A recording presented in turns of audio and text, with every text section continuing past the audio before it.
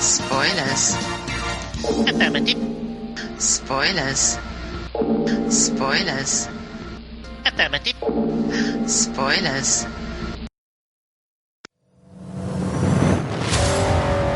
I don't better get out of this one, are we? Cybermen are coming. Who I am. It's where I stand, where I stand. It's where I fall. I will never stand with the Doctor. Without hope, without witness, without reward. Stand with me. It's all I've ever wanted. Doctor Who, the series finale on BBC One. Spoilers. Affirmative. Spoilers. Spoilers. Affirmative. Spoilers. Hey everybody, welcome back. This is episode number 59.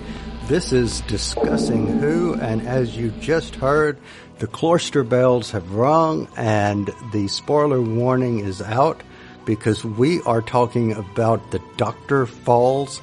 This is season 10, or series 10 of Doctor Who, or the 2017 series, and it is the finale. We've watched it, and we are ready to talk about it. So I'm Kyle Jones, and joining me, as always, is Clarence Brown. Hey, Clarence, how are you? Doing good, Cal. Coming off the holiday week. Well, not weekend, but weekend. Then we had a day in between the holiday of 4th of July. But, you know, I had fun. Got to spend some time with some family. And, just generally ate too much, like Americans do on that day. So did you do anything interesting today? Today, nothing except stay home and be lazy. I took a few days off work, so I'm just doing a little R&R. So. So I purposely said that since, Clarence is off work, I'm not. So just, had to kind of rub that in a little bit. I guess that's rubbing that in a little bit on me. On because yourself. Exactly. but someone who's not trying to, cause me any grief is Mr. Lee Shackleford. Lee, how are you? I'm good, guys. You could argue that I am causing you grief, but I don't know. Okay, well, I'll argue it just for the hell of it. I mean, that's fine. Yeah. Just before we went on air with the show, we were talking about I recruited Kyle and Clarence to be voice actors in my radio drama, and I gave them lines completely out of context, so they were trying to record it having no idea what they're saying. So that's giving people grief. So what is the name for any of the people who might be joining us tonight for the very first time? What is the name of this radio show for which you speak? It's called Relativity, and you can find it at relativitypodcast.com. And for my Patreon supporters, episode 11, the first of the new series, has already gone out. Oh, yeah. So, because great they get, episode. I see. So Clarence has outed himself as one of my backers. So, but yeah, and it'll be released to the general public, I think, on Saturday. Cool. And then in episode 12, if you listen fast, you'll hear the familiar voice of the Quote Master and the Impossible Host. Woohoo! Can't wait. And I've got it downloaded or ready to download, but I literally got home and had to jump on another call, which was someone that I spoke with that will be part of our very next episode, which will be episode 60. I got to talk with Mr. Paul Petacek of the Crew to Who, which is part of the New Orleans Time Fest group and the event that they have every year. So this will be the first of several talks that I've got planned with Paul, and this was more just getting his understanding of where he came into Doctor Who and a little bit about the group. And as we get into our review of this episode, I will make reference to something that Paul said when we talked briefly about this episode. So I'll hold that for a little bit longer. So we're talking about the Doctor Falls. Are we ready, guys? I suppose. Let's do it. All right, good deal. So, like I said before, the spoiler warnings are out. So from henceforth, if you haven't seen the episode, put us on pause. Go listen to it. We will be here, come back and listen to us. But let's start at the very beginning, because there was a lot happened in this episode. So we see at the very beginning, this looks like colonial times almost, until we see the sock-headed people. So, Lee, what was your impersonation, or not your impersonation, your impression, not impersonation, impression of that opening scene? My favorite of the David Tennant stories is Family of Blood. And so I was glad to see scary scarecrows again. So that's what that made me think of. And I feel sure that's a deliberate reference. I get the feeling that as Stephen Moffat's time is wrapping up, that we're going to be getting a lot of little shout-outs to the previous few years of the show. And so I thought that was a deliberate little wink in that direction. And then, not to skip too far ahead, we got literal recapitulations of lines from earlier in the series that got repeated in this episode.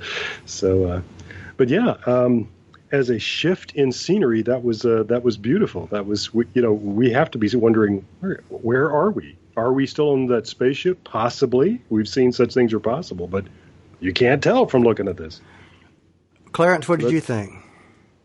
Yeah, it seems like a theme in this particular series has been the opening scenic view. We've had quite a few episodes where we've gotten opening scenes like that. Mm-hmm. So yeah, I very much enjoyed this one as well. I didn't really get the Scarecrow Cybermen. I really didn't understand that. I'm like, okay, I guess at some point they were able to fend themselves off from the Cybermen. So I really didn't quite understand that, but it made for a cool scene nonetheless. I thought it really looked cool, and enjoyed this, farm village out there trying to defend themselves versus the Cybermen. What did you think, Kyle?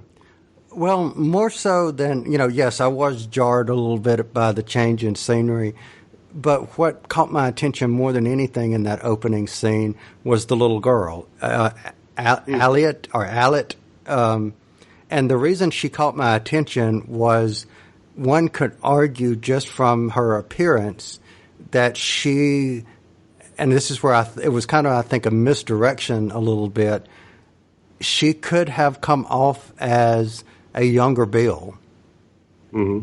I wondered if I was the only one who thought that. No, actually, I don't think you were the only one that recognized that, because I did, and I was like, okay, I can't wait to see if Clarence and Lee picked up on that. So my question next is, Clarence, what about you? Did you pick up on it?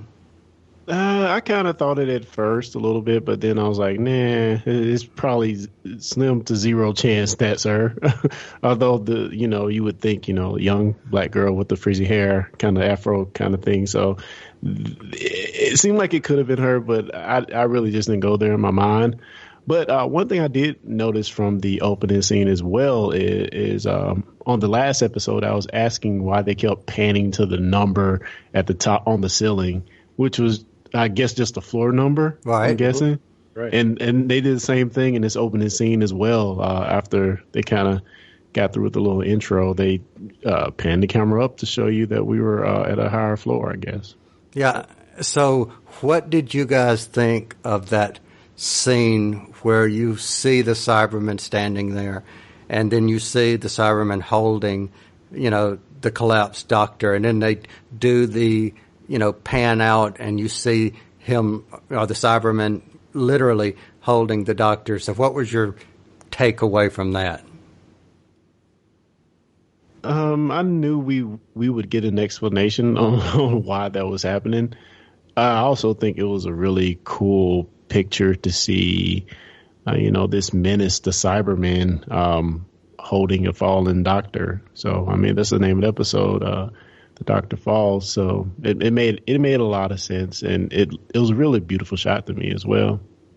What did you think, Lee? Yeah, I really love that, and I'm glad that you're using that as cover art for this episode, because I think that is going to be one of the iconic images of Doctor Who from now on. And of course, it immediately evokes monster movie posters of the 50s and 60s. There's always the creature who's holding some helpless person, usually a unlikely proportioned female. But the point is that it's the helpless person, and that's our hero there. He's the helpless one in this picture. Wow, No, go ahead. No, I was again to go back to the last episode where we kind of mentioned, that some of the enemies have looked cheesy but not in this case, because we saw the actual formation of this Cyberman, and all of those things I've said in the past about these enemies looking weird or low budget. I felt the menace of the suit because we actually saw it being made, and again, that's one of the things that made that picture so special as well. It is. It's the genius of this, I think, is the retcon of those silly suits. Is that they don't seem silly to us anymore. No. And if you watch Moonbase or any of those, you especially chuckle at the guy who's got the big flashlight on top of his head. Well, that's not funny anymore. Yeah. That thing is never going to be funny again. Wow. So, yeah. On Saturday, I messaged you guys and said, I was trying my very best to stay off of social media and not pick up on anything. And I just hit Instagram for one moment, and somebody they took a picture of this. And that was, this scene that we're talking about of the Cyberman holding the doctor. That was, the picture that I was presented with. And in just having never seen that, for the first time, it was like just a minor choke up moment, just like, because you knew it had to be Bill. Yeah, absolutely. Yeah, my equivalent was that just as you were saying that, I thought, he shouldn't have done that. And then I got on Facebook and immediately was met with a photograph of the Master and Missy waltzing. And I thought, no, I didn't want to. Oh, okay. Well, we should just declare a moratorium on the internet for. Because literally, that's what you have to do. When anymore, right? Especially with this show, when even if you're watching it same day, the people for whom it was literally made for watch it for us 6 to 7 to or whatever hours. Right. So there you go. That's fans posting pictures, but the BBC released a flippin' publicity photo of Peter Capaldi and David Bradley together, and they did that on Saturday. I was like, guys, hey. Which is just a miracle unto itself that the show doesn't get spoiled as much as it does. Especially in the tentpole episodes, you're going to have to watch out for things on the social medias, but man, the fact that we're watching it later, and a significant amount of time later, this is not East Coast, West Coast. Right, yeah, exactly. To go in unsullied is a miracle. Yeah. That we don't know everything going in. Exactly. Yeah. So what do we think about that next scene when you've got Missy and the Master on the rooftop with the doctor in basically, not handcuffs, but strapped to a wheelchair? What were your thoughts? 100 Ways to Die. Yeah. They've both basically become the Joker right now. Yeah. Oh, but not only that, man, seeing those two guys, guy and gal, I should say, actually interact and play off each other. Kyle, I'm on record as saying that I'm not a Missy fan, but boy, after this episode, I really like Missy. I mean, I don't know if it was just seeing Michelle Gomez and John Sim work together, what that kind of solidified it for me. But man, those two guys play off each other so well. And what a script for the two of them. I mean, what a script. And I'm sorry, I like John Sim, but she delivered on her lines so much better in my opinion. Really? Yeah, I think so. Especially when they're talking about how many regenerations he has left and pushing him up and down the stairs, and whenever they're looking for Bill, and then the whole thing of turning the one heart, to two hearts and all that. I mean, she just delivered her lines. Not that he didn't do a good job. Sure. I'm gonna go with you on this one, because I think Sim. The thing about him is, I think the lines he was given were more of one-liners. Not technically one-liners. You're gonna bust out laughing, but I don't know, man. I really just felt some of the lines he delivered were so funny and poignant. And like even the time when and this is later on in the episode, when he went back to, I forget the character he played in the last episode when he was made up.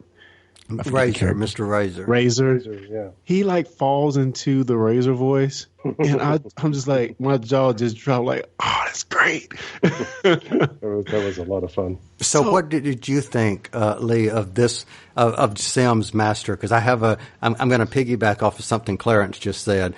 But what did you think of the way John Sims was portrayed this time as the master? This is my favorite outing of his as the master. Although I always love him gassing the cabinet to death, and he's going to be the prime minister. You're insane. 2 thumbs up. Yeah, you got it. I always love that moment of the way he played it. But this is my favorite outing of John Sims' master ever. And it's part of it's because of what I've been saying many times before on this show, is that I don't. I think it's sort of a dramatic cop-out to just make him insane. And he was very much like Roger Delgado's master in this, including the beard, and I think that was deliberate. That he was calculating, that he was scheming, he was plotting. His ideas are big, but they're not nuts. And I thought that was delicious. I just love that. So here's my thought, and you just tied into that. I think they gave him more the traditional master role, and it's exactly what you just said, Lee. Exactly, yeah. They could not have 2 manic, zany masters, and that was kind of what Sims was before. So I think they left Michelle Gomez's version as Missy as that, zany, offbeat character, where his was more the stoic, diabolical master. Well, you know what? I don't know if that's true, because I think the reason I loved Missy so much in this episode is because she was so much more grounded than she normally is.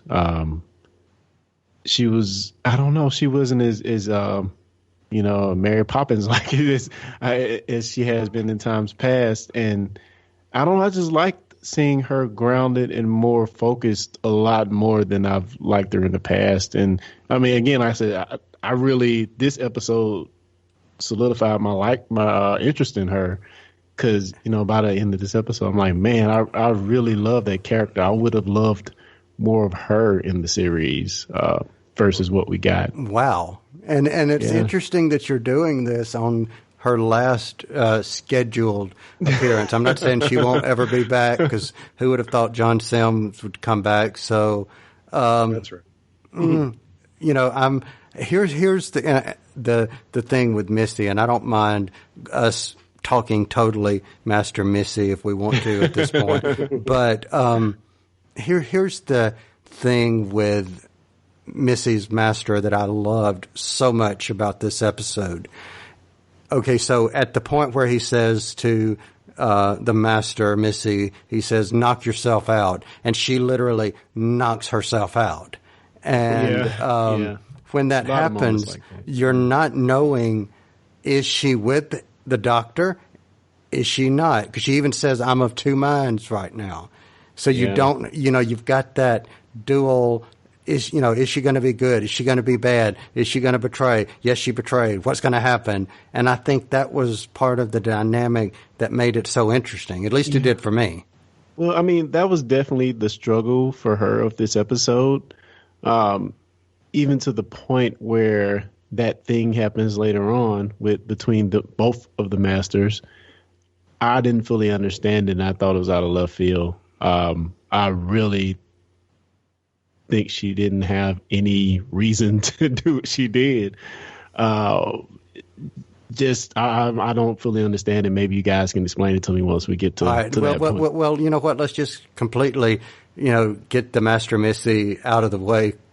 No pun intended. But Lee, what did you think? What did you think of any of that, as well as what Clarence is referring to? Well, it ties back to my thing about why I'm not interested in them if they're just insane. Is that what's interesting to us in drama is conflict, and if you're just disconnected from reality, you can't experience conflict. Well, you can, but it becomes very difficult to write. But for the first time ever, we gave her a real problem to solve, and that was fascinating to watch. And I was glad we got to witness it. And I think John said, there's the Master.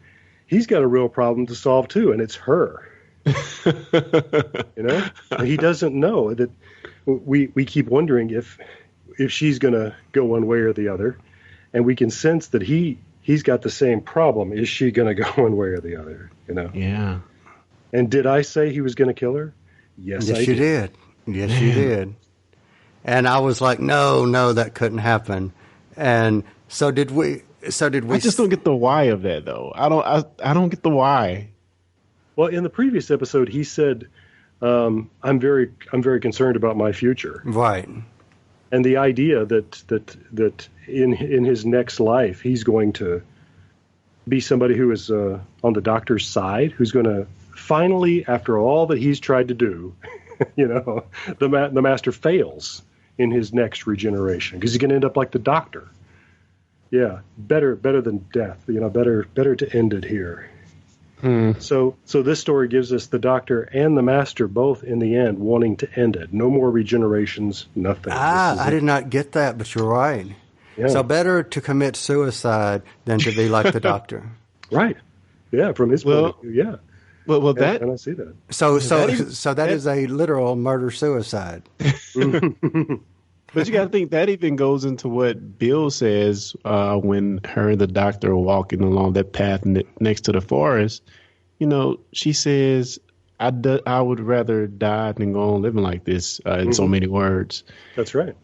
And, it's kind of the same thing, which, that scene just is so heartbreaking because it makes you think of real life, somebody gets paralyzed or has a terminal disease or something. Quality of life changes for some reason or another. It was heartbreaking to hear her say that because those are the things it makes me think of in the real world. How does somebody continue in their current state? So true. Yeah, and whenever because what she actually says is something about if I can't be me anymore, and that's the line. That really kind of affects him because you can look on his face and see when she says that he gets it, and I think that's what puts that into his head about not wanting to go on and not wanting to regenerate. Is if he can't be me anymore, if he can't be himself.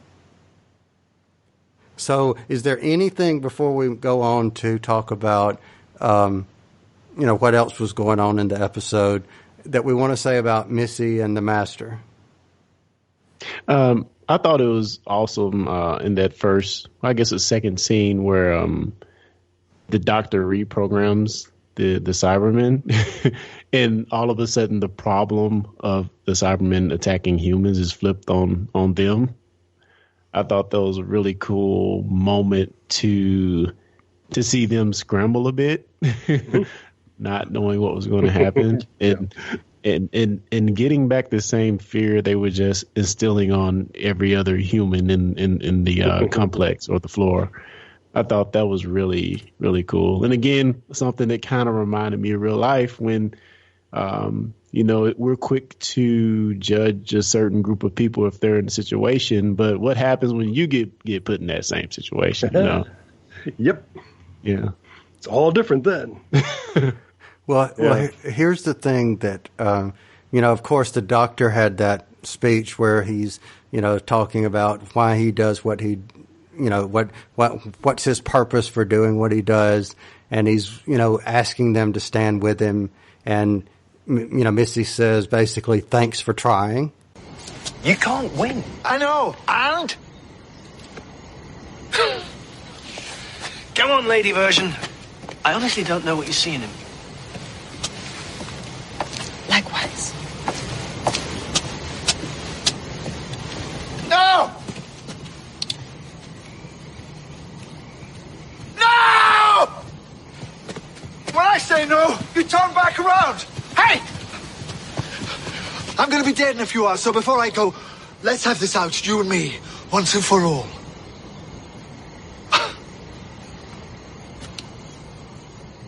Winning? Is that what you think it's about? I'm not trying to win. I'm not doing this because I want to beat someone, or because I hate someone, or because I want to blame someone. It's not because it's fun. God knows it's not because it's easy. It's not even because it works, because it hardly ever does. I do what I do because it's right. Because it's decent.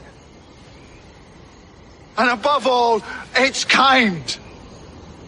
It's just that.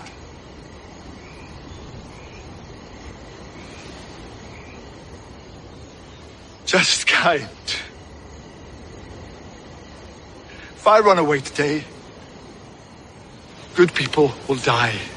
If I stand and fight, some of them might live. Maybe not many, maybe not for long. Hey, maybe there's no point in any of this at all. But it's the best I can do.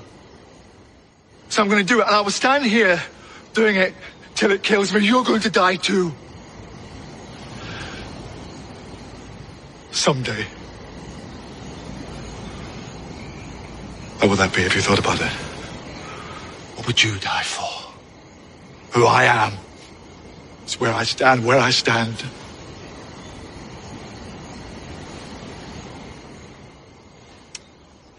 It's where I fall.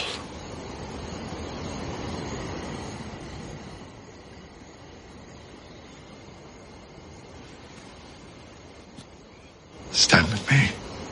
These people are terrified. Maybe we can help. A little. Why not? Just to the end. Just be kind.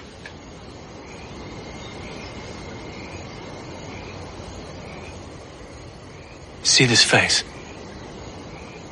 Take a good, long look at it.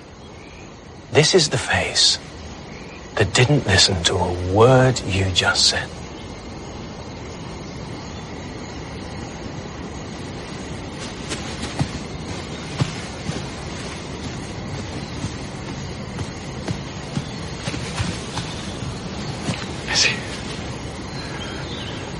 Missy. You've changed. I know you have. And I know what you're capable of. Stand with me. It's all I've ever wanted. Me too.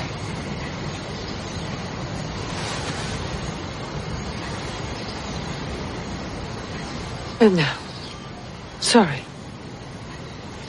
Just now. Thanks for trying.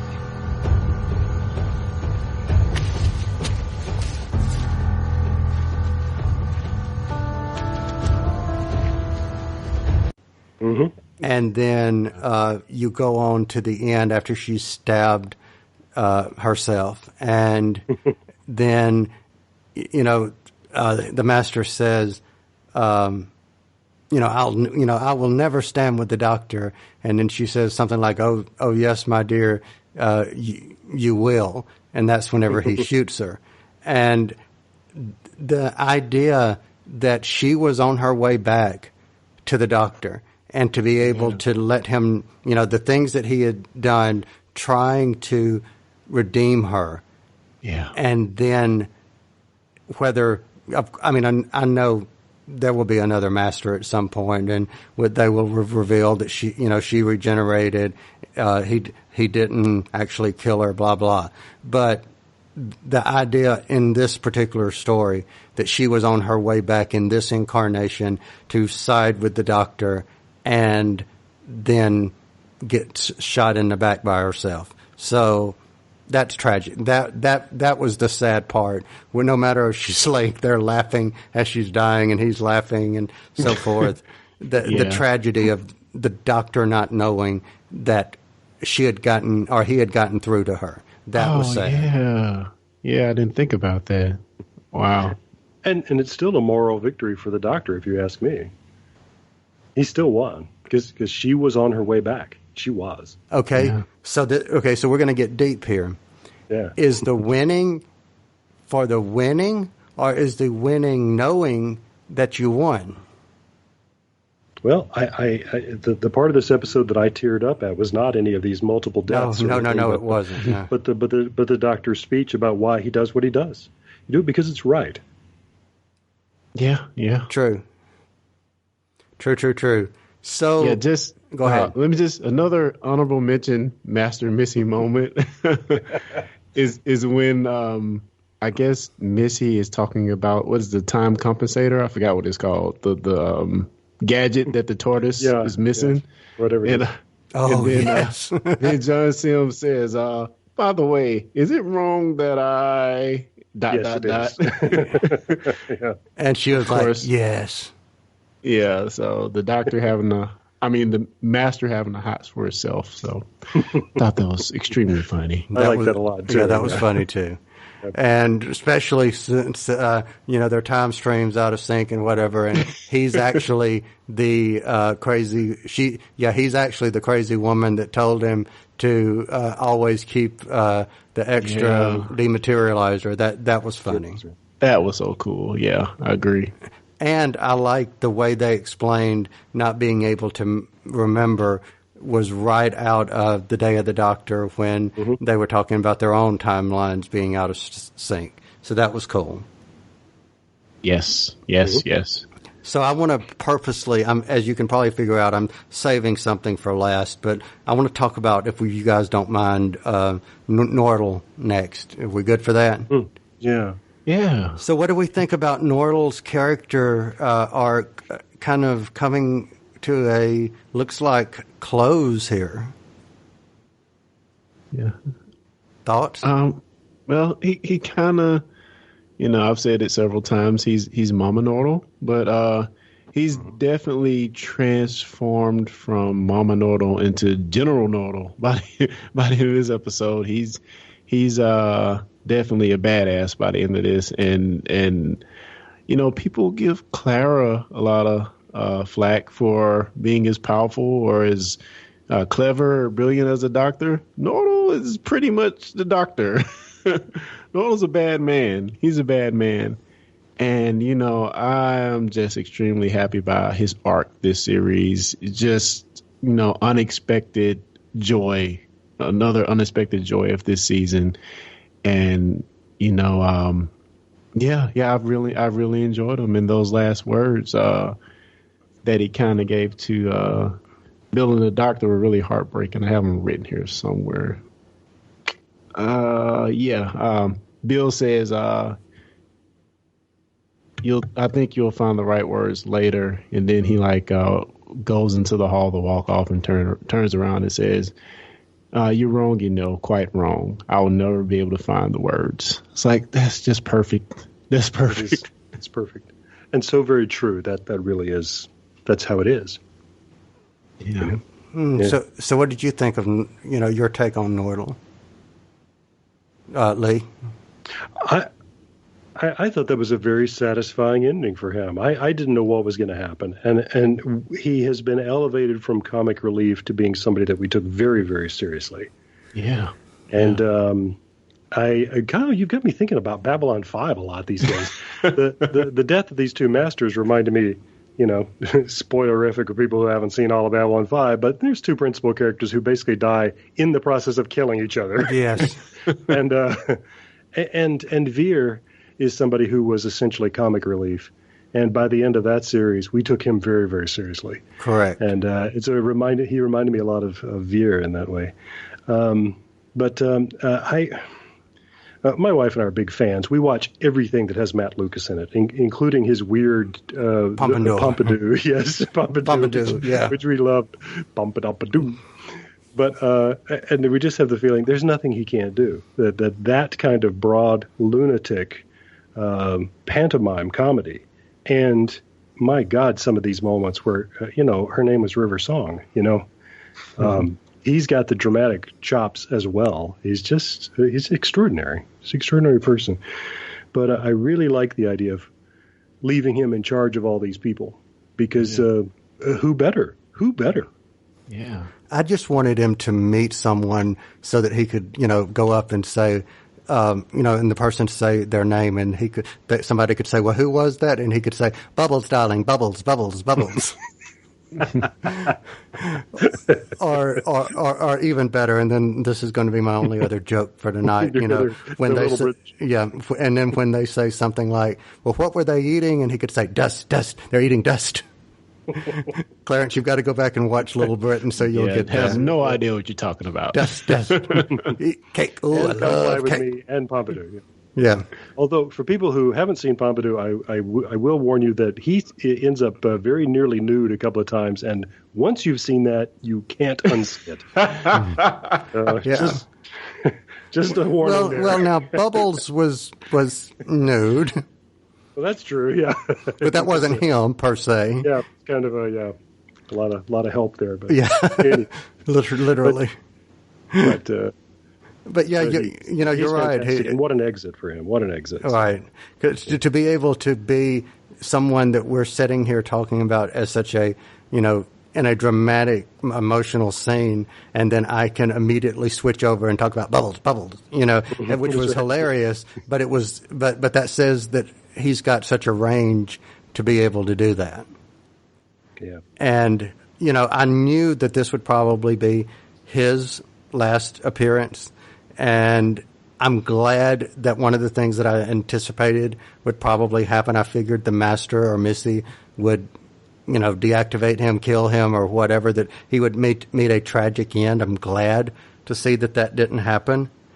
And, I found myself in rewatching this episode multiple times this week. I mean, this is the only one in this season, including the pilot, that I have probably watched bits and pieces of, totaling about 5 times probably this week.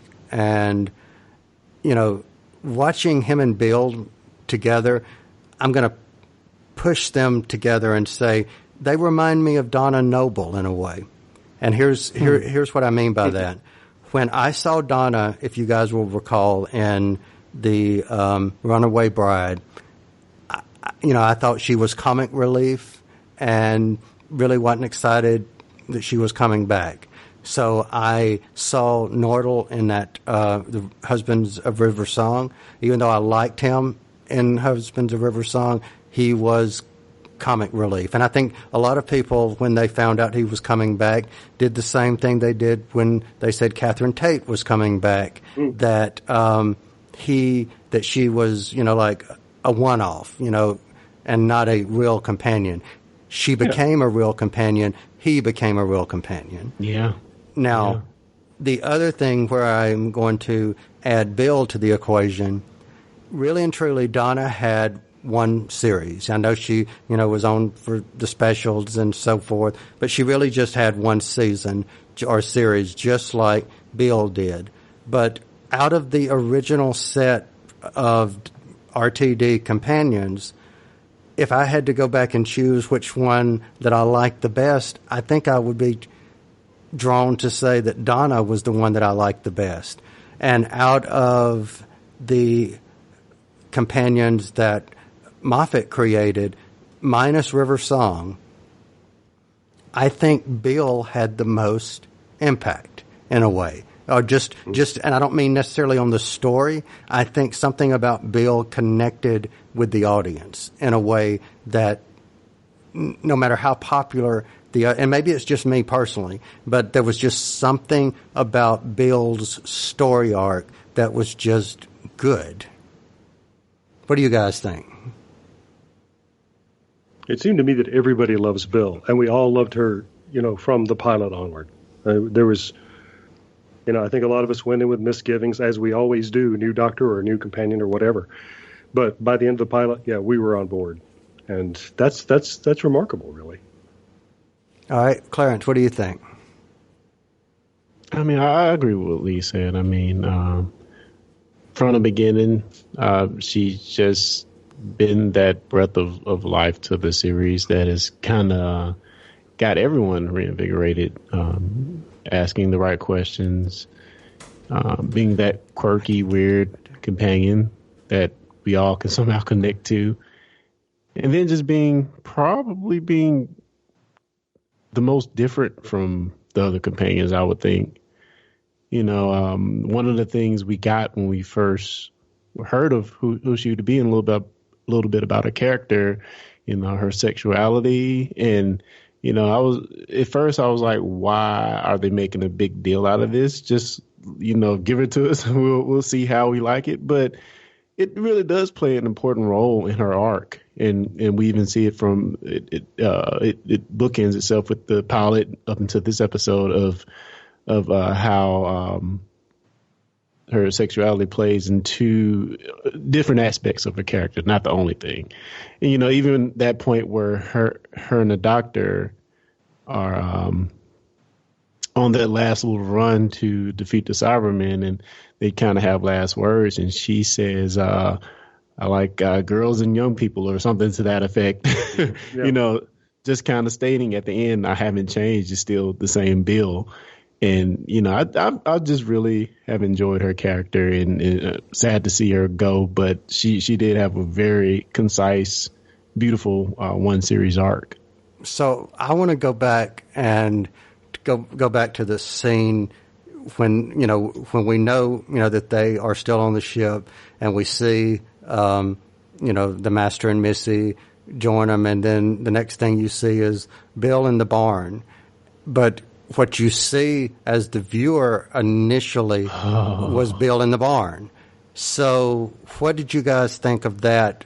Did you immediately realize what was going on, or what were you thinking? I've been real eager to ask you guys about this, because I knew immediately what was happening. And it was one of those times where I started tapping my foot mentally, and then when the girl brought her something flat wrapped in a package, I said, it's a mirror, it's a mirror, it's a mirror, come on. Oh, you screenwriters. Well, that's it. I'm wondering, is that it? Or, yeah, no? Okay. And I didn't mind, because I still thought it was beautiful. It's a beautiful idea. But I did know immediately what was happening, because I've seen that convention employed in other things. That's really why. All right, so I'm gonna say something here. I actually, when I saw that, whenever they showed her Bill, I actually thought of you, Lee. I actually thought of you, but not because you're a writer. And I was thinking, oh well, Lee will probably say what Lee just said, but I actually thought of it as Lee saying, I do not want to hear the Cyberman talk for an hour and a half. Well, that is true. That is a good reason for having Pearl Mackie play herself, play Bill, and not the Cyber Bill. Yeah, that's true. And we really she did deserve, her time on camera, and that convention allowed us to have that in this last episode. It wouldn't have been the same if it was just her in the suit with the voice. It would have been a completely different episode. No, yeah, I agree. It's a brilliant move to have her play the character for the majority of the episode. Really. And I have to say, I didn't know at first, Come on, we've seen the Doctor work some miracles now. He turned Matt Lucas back into his character. True. So it's not beyond the realm of possibility that Bill couldn't be Bill again. So, me being ever hopeful that, we could get the real Bill back. Very soon after you find out, okay, you pretty much know it's not her. But I thought that was a beautiful thing, though, how she was actually playing the character, and they kind of said she's still seeing herself as herself and still has her own sensibilities because of the lie of the land, where she had to fight off the monks.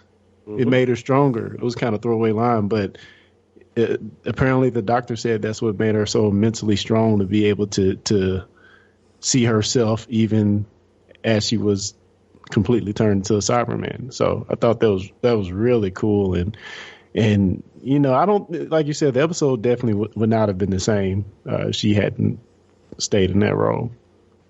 Yeah, this is another one of these places where this fantasy show overlaps with real life, because that is what happens to us. The people who have suddenly lost a limb, one of the problems they have to deal with is that in their mind it's still there, and sometimes it hurts. And there's nothing you can do about that, So that is a real thing that happens. So, she would have her whole sense of herself if she's still Bill. Yeah. I'm sitting here and I'm watching just the video, not the audio, of what we were talking about, of them in the barn.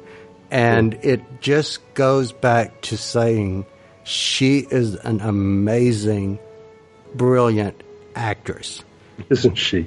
Yeah. Because I'm sitting here watching and I'm trying to picture it. What the Doctor is seeing is the metal Cyberman, but we're seeing the emotions that she is portraying as herself, and it just, again, I think it goes into why people connected with her at the level in which they did. Yeah, and just the back and forth from her to normal Bill and Cyber Bill, was played so beautifully. I'm thinking of that scene where Nardole was sitting at the table with the head mother woman. I don't know her name. Yeah. And she sees the Cyberman walk in, and she just grabs the gun and starts railing at Cyber Bill. And when they took that scene and flashed back to just Bill, normal Bill, standing there, so effective. Effective. Yeah, and while we're talking about Bill, because I've kind of distracted to this one, because the scene, okay, I'm going to hush on that, because it chokes me up every time I see the scene of her walking in the, where she's walking to the Doctor. That was massive to me. Every time, literally, I'm sitting here without the music even playing and got choked up there for a second. And then until I, clicked off of it. But the scene of her walking and, leaning over the Doctor and knowing the Doctor is dead. And I say that for a reason.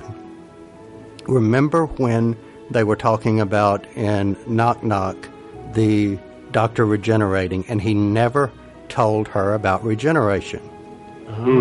That's true. She does. So she literally does not know from the character's point of view. And Clarence, that's something I've been wanting to mention to you every time we've talked this week, is, this thing I'm saying now, but that was what made that scene to me so emotional, is she literally thinks he's dead. She's not waiting for him to regenerate. She was basically what she and, what was her name? The Heather. What they did, in my opinion, in Bill's mind, she's taking the Doctor back for his final resting place. Yeah, bury at space. Yeah. That's right. So she's burying him she says to this some is the degree. only place he could be at peace. That's right. So from her perspective, not knowing about the regeneration, she's letting him be at peace. And that scene where she's crying over the Doctor that I just got choked up about is so poignant because I had that realization right as she's walking and doing that. It was like, she doesn't know he can regenerate. But I wondered if she would pick up on the Master Missy thing and say, okay, he's a Time Lord too, so he must get come back. You know? Well, once Kyle said that, I started playing this back in my mind because, one of the goals apparently of this year was to sort of reintroduce all the core concepts of Doctor Who to people. So he's had to explain what TARDIS stands for. He's had to explain, why you can understand Latin when you're among the Romans and all these things. And if we managed to skip over talking about regeneration, that would be huge. But I think all the conversations about regeneration between the Master and Missy have been happening between the two of them or with the Doctor. And I don't think Bill is ever... Well, no, when they're... No, I got you one better, and it explains... Bill, okay, and I think it's where you were about to go. When the Master and Missy are together, because remember, she thought she didn't know Mr. Razor was a male version of Missy, and she was already turned into Cyber Bill by the time those two are side by side. She's processing being a Cyberman. I would think him telling her about who those two are, and one's called Missy and one's the Master. I don't think that conversation would have come up. Yeah. You think she's got other things in her mind? Right? Exactly, literally, like herself. Yeah, that makes sense. That makes sense, and that makes me think like regenerations, and I know we mentioned on the last episode about the conversation Bill and the Doctor had while sitting on that bench about he didn't know if they were girls or guys back in the day, Mm-hmm. And they have this one scene in this episode where John Sims says, "Is the future going to be all girl?" And then the Doctor says, "We can only hope." Yeah, right. That immediately had my mind racing. Like, that's our strongest evidence yet for a female 13th Doctor, I think. All right. So since you said 13, and I know we're leading right into this, that's a good point to say something that Paul said when he and I were talking a little bit earlier, and he was talking about Christmas, and he said something, and I'm paraphrasing him here, but basically it was, how do you get to 13? And it was, the answer to that was, it's 12 plus 1. And the idea is you get to 13 from 12 plus 1 because it takes 12 and 1 working together to get to 13. And I was like, oh wow, that's cool. That is very nice. Yeah. So for any of you who don't know what we're talking about, we see but you know what? Before I get to one, let me ask you guys, what did you think about the scene in the TARDIS where he's, obviously starting to regenerate, and he wakes up and starts mumbling and saying, random things. We know he doesn't want to go, and the Matt Smith impression was that had me. Yeah. When the Doctor was me. Yeah. So good. And then just prior to that, when we had the flashback right before he jumps up and they showed several companions, I was just like off the edge of my seat by this scene. Yeah. So Lee, did you get all of those? Service, yeah. I think you got it. So tell me where that fan service. Tell us about it. I was going to say that struck me as being a little bit of fan service because as the fourth Doctor lies dying, he's visited by others and other voices like that, and then the fifth Doctor gets their faces and their voices and everything, including the Master, who's shouting at him to die. Yeah. So this time we got the same thing, including Sarah Jane. We saw River Song and Sarah Jane. Hooray! Yes, that was good. Saying Doctor. And so we see, and the thing that he said about the Suntaran fleet, it was something I believe Tom Baker said in Robot when he first woke up. He mumbled something about that, and so we had that. We had the scene with the faces. We had I Don't Want to Go from 10. We had Always When the Doctor Was Me from 11. But there was one more. Did either of you get that one? I've watched it 3 times now, and I was thinking there's something I'm missing here. But so what is it? Your subconscious just told you. Because I watched it 3 times. Yeah. Oh, well, she said where there's tears, there's hope. And I thought of the third Doctor saying, where there's life, there's... And he never finishes because he dies. Yeah, and I think that the what I read basically was, where there's life, there's hope. And that was the paraphrasing off of that. So, we said last week that we speculated that what we saw at the beginning of last week would be booked in, or see the ending at the end of this episode. So we were right. And so we see him go out onto the snow and punch his hands down and says, "I will not change." So Clarence, what was your take on the whole dynamic of not wanting to change? And I mean, even to the things he was saying, back inside the TARDIS, what was your take on the "I don't want to change" mentality? Yeah, first I wish he could have got one Eccleston quote in there. I was fantastic, I think is what he said, or something to that effect. Yeah. I wish they would have got that in there. Yeah. So was I.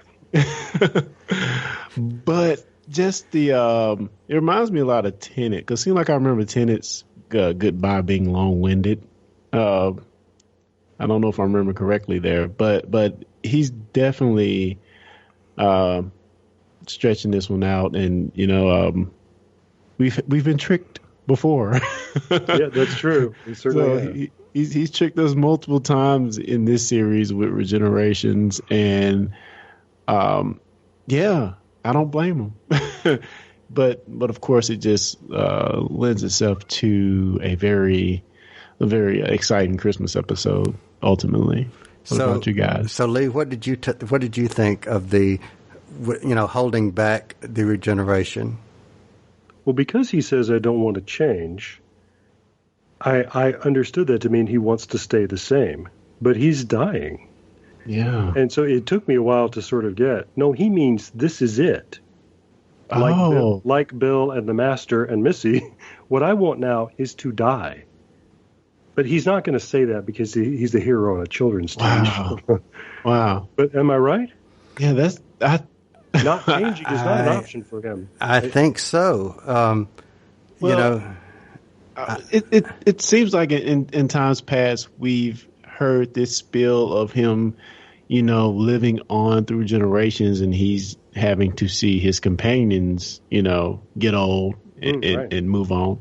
But he hasn't really expressed that any this season that I recall. So the fact that he's optioning just to not go on, I don't know if I really get that, but it definitely seems like that from what you're saying and kind of how he actually portrayed those words. So I don't know.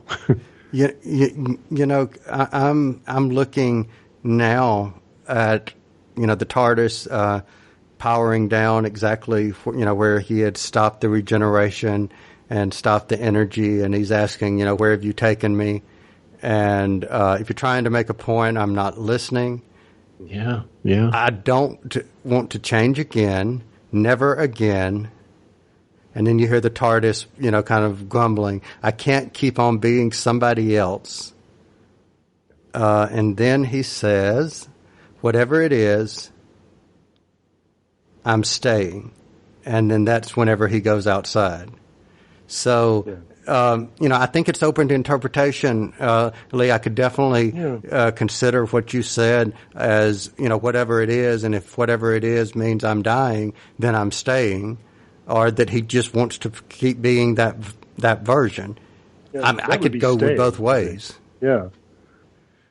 But so we have to think, this is me being a screenwriter again, but we have to think that the Christmas story is going to somehow be about how change is inevitable. And, people got to change. If we were at the South Pole and what we're going to do is witness the first Doctor, his body wear thin, as he said, then maybe the Doctor learns a lesson from that. Our Doctor, the 12th Doctor, learns a lesson from that, which means maybe we're going to see somebody playing the second Doctor as well. Should be interesting. That would be interesting.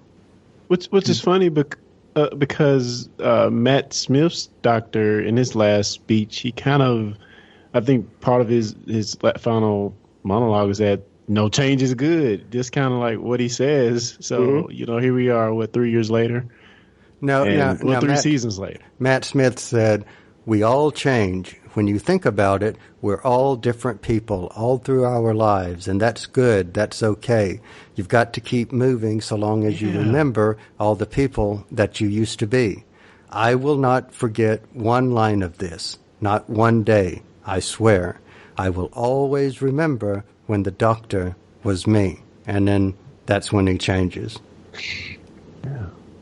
Which is so interesting because I've got it paused with closed captioning where the Doctor is saying, "I will not change."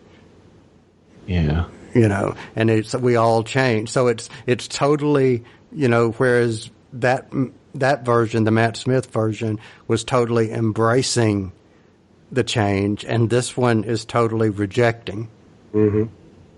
And I'm glad you mentioned that because how appropriate of a dynamic, that presents. And let me ask a question. We knew that Matt Smith was leaving like 6 months before he did, but all they were recording that year was the 50th anniversary and the Christmas episode, because that was the year that we had, 4 episodes in the fall with the exit of Amy, or 4 or 5 episodes. And then you had the remaining part of the series in the spring where it introduced Clara. And then you went directly into the 50th anniversary. So literally that year, you only had 2 event stories that were actually recorded, which were those 2 episodes.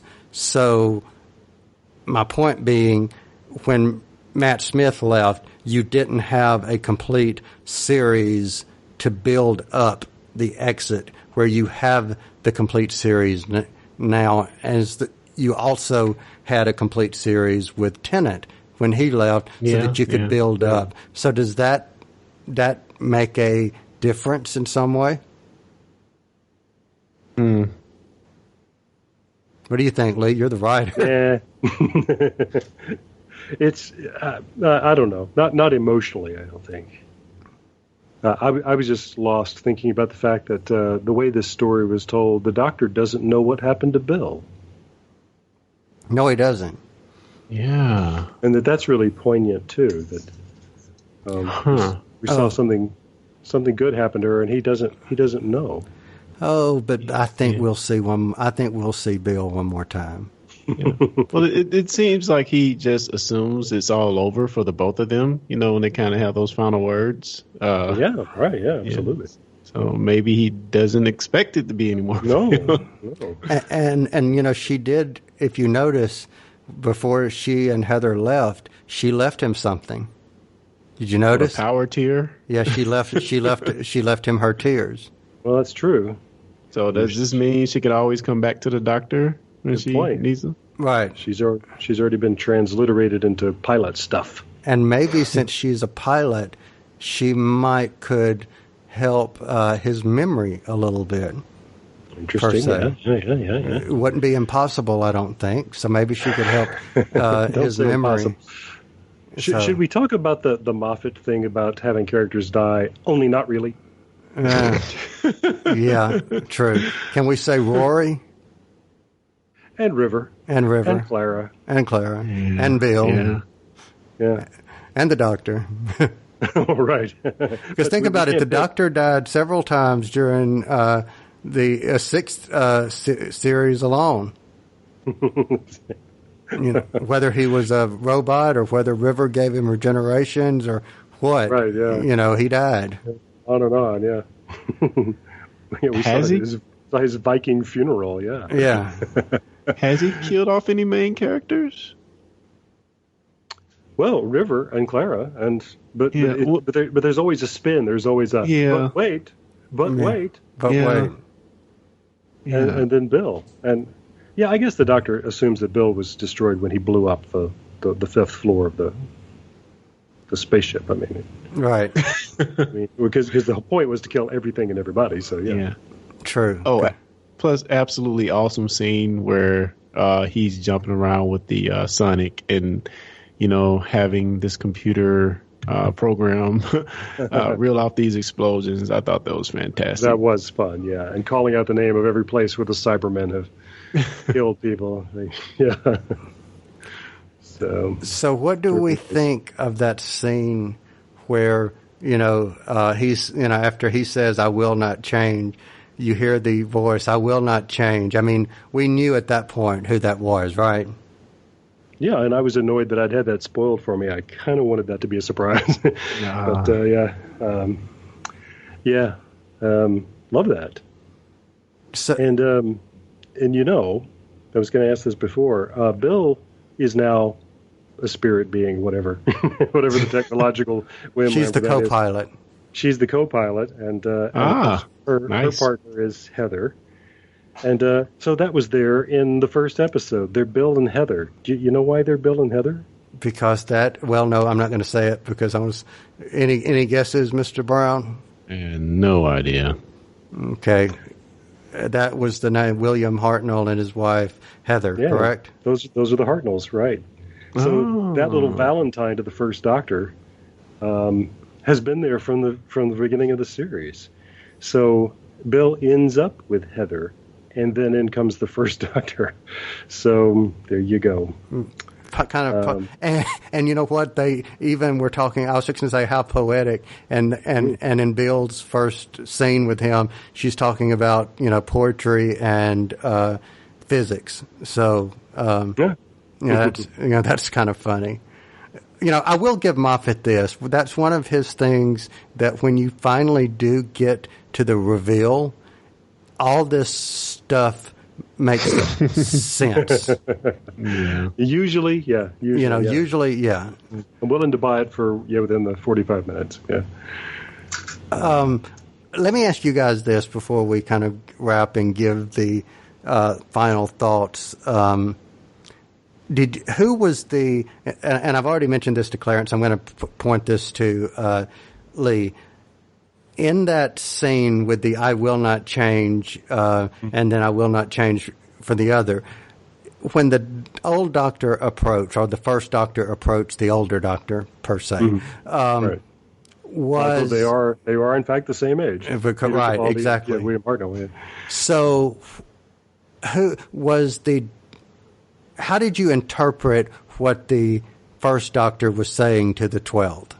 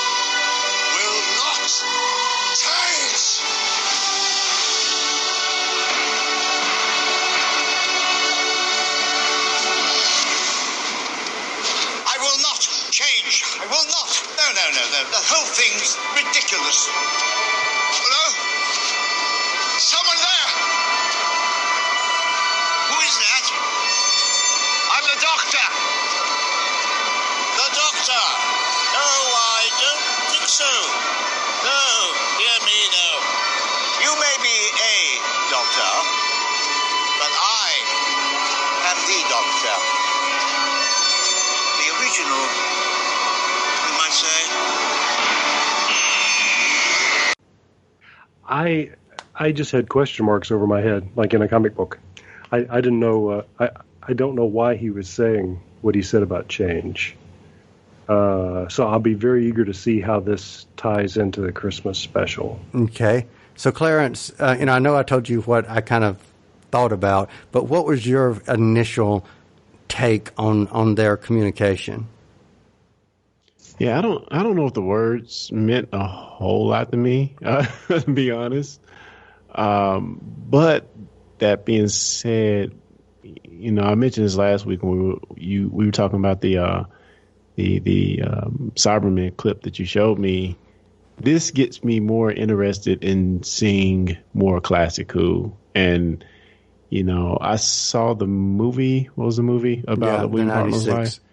An Adventure in Time and Space. Space which, and Time, which I loved. I thought the movie was excellent. So I love that. Loved it so much. So good. So, I mean, as far as the words that were spoken, honestly, I can't even remember them. So maybe you can quote them back to me. All right. So I will not change. And then, it's what the doctor says. And then you hear in the distance a voice says, I will not change. And then he goes on and the doctor looks around and he was like, hello. And then he says, is someone there? And then you hear, who is that? I'm the doctor. Well, the part that it didn't show while I was doing that was it showed. You hear the doctor says, well, the old doctor, the first doctor says, I will not change. I mean, no, it's ridiculous. I will not change. And then that's whenever he says, who's there? So was the doctor saying, in your opinion, was he ridiculing or chastising the 12th Doctor? Or what was the impression of that? I don't know. That makes me want to see it again because I had the sense that the first Doctor somehow knew that was the 12th Doctor that he's talking to and was talking directly to him. But if he was talking to himself in that way that the first Doctor did, he could be talking about his own impending regeneration. Bingo. See, when I first watched it... Because we're at the South Pole. Right. And see, when I first watched it, I immediately, or my initial take on it was, he is, being grumpy first Doctor, he's saying, that is ridiculous. You're not changing. That's ridiculous. You've got to change. And it just didn't sit right to me. And as I started watching it over and over, it was like, No, I'm interpreting this wrong. He's talking about himself, and since they focus so much on repeating former lines that a doctor had said, the 12th Doctor was only repeating something that the first Doctor had previously said. It just so happened that when he repeated it was right before the first Doctor actually said it. Yeah. Well, I think it's definitely meant to have dual meaning. Or be applied to both of them. I mean, he knows it's the Doctor. He sees the TARDIS behind him, I guess. So, I think it's one of them dual meaning things, honestly. And I think the Christmas episode is going to be Capaldi coming to the realization that he has to change anyway, even though he doesn't want to. But we'll see. And I think it's also going to be... so you're saying it's going to be that for both of them? I think it's going to be for both. What do you think? Yeah, that'll be interesting. I really hope that there's going to be somebody in there playing the second Doctor as well, if only for his moment on the floor in the TARDIS. Well, you think they might recreate that scene? Yeah, that would be awesome. We've still got the first Doctor's TARDIS. It's in Wales. I've seen it. Yeah. So we know they can haul that set out whenever they want. And I've actually seen pictures of current TARDIS and the other TARDIS side by side. That's all I'm saying. Well, all I do, that's an impossibility. Well, true. That's true. But I will say this: this will be one of my Christmas wishes, and one of my Christmas wishes is that good things happen to not just impossible people, not just to pilots, but also to grandchildren. That's all. Mm-hmm. That would be my Christmas wish. Mm-hmm. So would that be the actual actor playing? Yes, because or somebody playing the younger version? No. I would say the actual. If she is still wanting to come back, I would think there is no better time than this. But how? No. Well, he could go back and see her at a later point in her life. He went back to see Clara in that dream when she was older. No, that's true. Yeah. So there you go. So ratings. Clarence, rating. You didn't have to do this. 5. 5. I mean, nothing else to say. That's 5. Beautiful, beautiful way to end the series. Lee.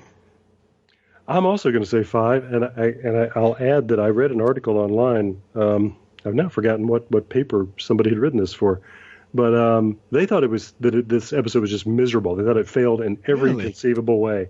Yeah, the writer just hated this, and I read his or her list of things, and I thought, yeah, that's fair enough. Yeah, I mean, yeah, okay, no, yeah, you're right. Yeah, that you're right. That doesn't make any sense. Yeah, okay, 5 out of 5. I don't care.